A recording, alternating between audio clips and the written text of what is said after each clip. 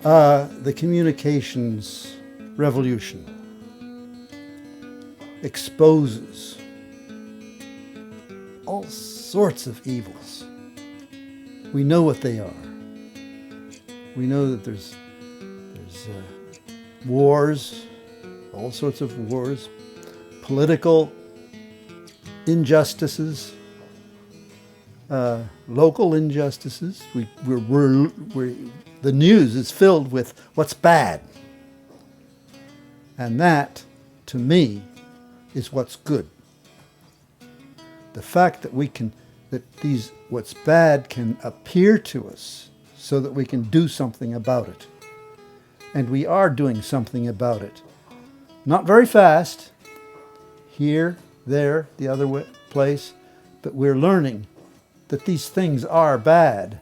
They have bad consequences, that the stupidity of some people is recognized by others, and we're able to see that those stupid things are in us, and self-examine ourselves in the light of all of that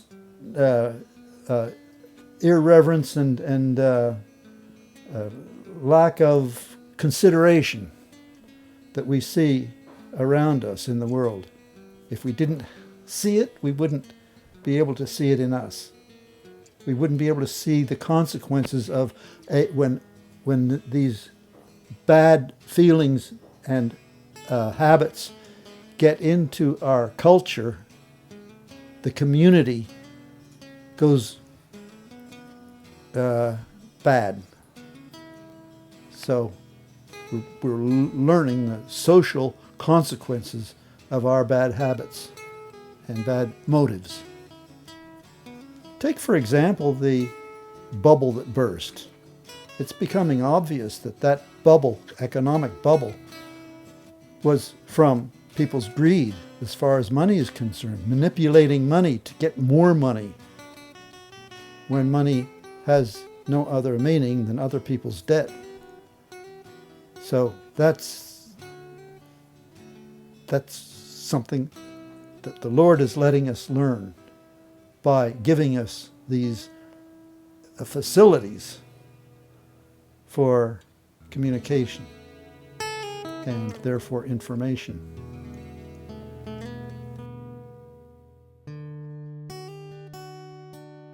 I liked the systems we had for school better back then, where schools were smaller, and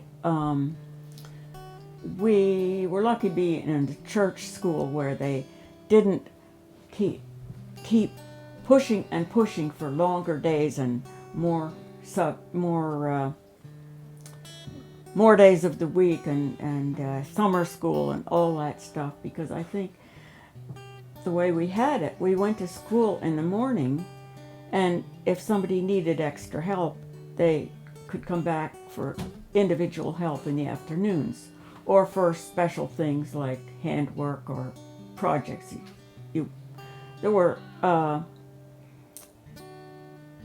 that you wouldn't necessarily have to go to, and especially in the younger grades. And all afternoon we could help at home and work and play. And I think the schools today are, well, not as much maybe quite today. I think they're beginning to see the value of play again, but they lost it for a generation or two, just consolidating the schools and making the days longer. And I believe it was counterproductive, because I think that children grow better if they have playtime and can use their imaginations and develop them better. It's so, but that's another general society thing, not much to do. But we had it great in Bernathen, because we only went to school from 8 to 12:30. And it was a long morning, but we did have a little recess. And then in the afternoons, we could have friends over, we could do projects or put on plays or get together with the neighborhood and pick up a game of ball or whatever. And I think it was very valuable to have that playtime for developing Or all the social and imaginative things.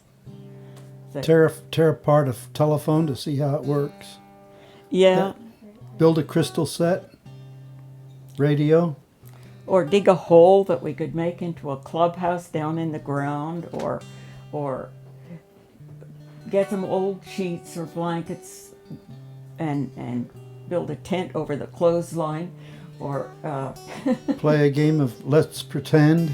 Walking through the wilderness of the in the woods around and pretending you're angels or miners or whatever, but putting together your imagination creatively for the fun of it.